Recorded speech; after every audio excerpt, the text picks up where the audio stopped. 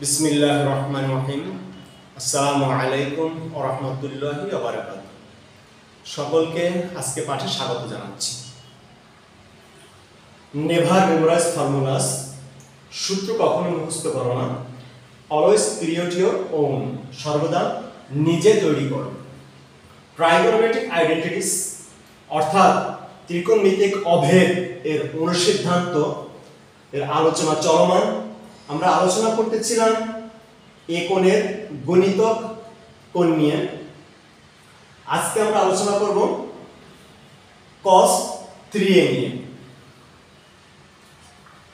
তা আমরা লিখে নেই cos 3a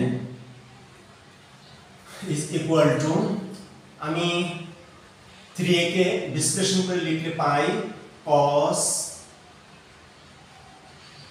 2a plus a। এখন যদি আমি 2a কে মনে মনে 1 বিবেচনা করি আর a কে মনে মনে b বিবেচনা করি, তাহলে আমি যা পাই তা হলো cos a প্লাস b, অর্থাৎ যৌগিক কোণ cos a প্লাস b এর অভেদ লিখলে পাই cos a, আর আমার এখানে a হলো 2a into cos b, cos b, আর আমার এখানে b হলো শুধু a, minus sin a, sin a, আর আমার এখানে a হলো 2a ইনটু sin b, আর আমার এখানে b হইল a।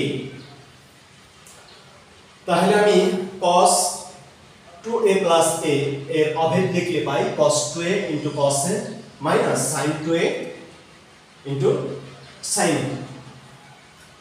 এখন আমি যদি এই অভেদের উপরে অনুসিদ্ধান্ত প্রয়োগ করি, cos 2a এর অনুসিদ্ধান্ত যদি প্রয়োগ করি তাহলে যা পাই তা হলো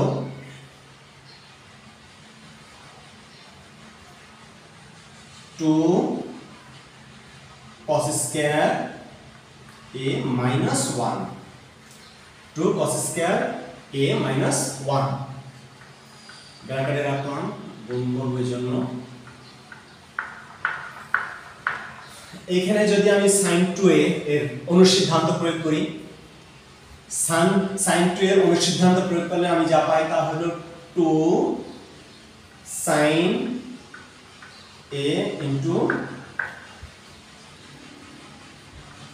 cos a। আমি sin 2a এর অনুসিদ্ধান্ত প্রয়োগ করে পাই 2 sin a into cos a। এখন আমি sin স্কয়ার sin a আগে থেকে যা আছে তাকে আমি লিখে নিলাম। এখন যদি আমি এখানে গুণের কাজ করি, এখানে গুণের কাজ করলে যা পাবো তা হলো 2 sin cube cos cube a, 2 cos cube a minus cos a। আমার এখানে গুণের কাজ হয়ে গেছে। এখানে যদি আমি sin কে গুণ দেই তাহলে আসে sin স্কয়ার, লিখে নিলাম আমি, তাহলে sin square a into cos a।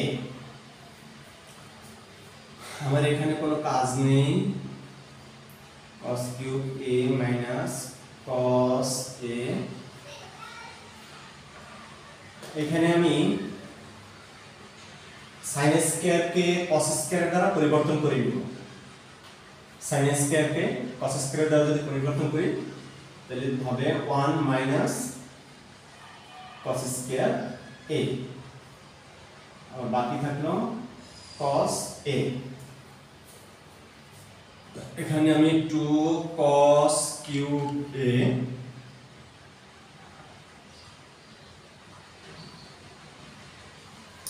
Minus cos a, এখানে যদি আমি গুণের কাজটা করি এখানে গুণে কাজ করলে যা পাবো তা হলো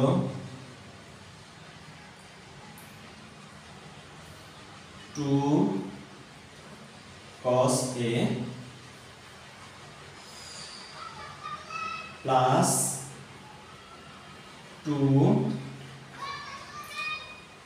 cos কিউব A হয়ে গেল আমার গুণের কাজ। 2 cos A plus 2 cos cube A হয়ে গেল। এখন আমি কিছু যোগের কাজ সেরে নেই।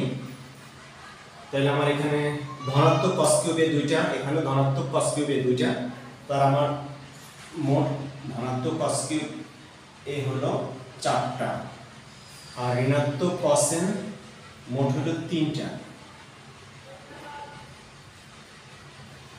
ঋণাত্মক cos A হলো মোট 3টা। এ হয়ে গেল আমার cos 3A এর অনুসিদ্ধান্ত। cos 3A এর অনুসিদ্ধান্ত হয়ে গেল যে cos 3 is equal to 4 cos cube A minus 3 cos A। তাহলে যেহেতু অনুসিদ্ধান্ত বের করা অত্যন্ত সহজ, তাহলে আমরা কষ্ট করে কেন এগুলো মুখস্থ করতে যাব? আমরা এগুলো বুঝবো এবং নিজের থেকে বের করার অভ্যাস করব। আল্লাহ তাআলা সকলকে বোঝার তৌফিক দান করুন। আল্লাহ তাআলা সকলকে সুস্থ রাখুন, ভালো রাখুন।